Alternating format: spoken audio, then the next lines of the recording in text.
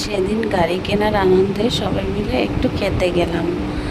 এবার কিছু লোক বাইকে গেছে, কিছু লোক গাড়িতে গেছে।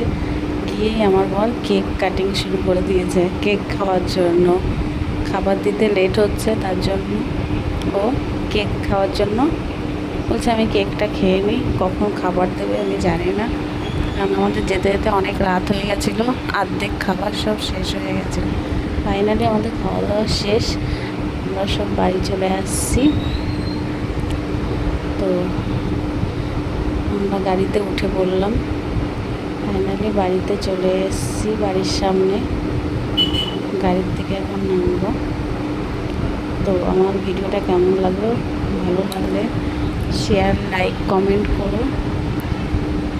তো আমাদের ফ্যামিলিটাকে তোমাদের কেমন লাগছে একটু কমেন্ট করে জানিও।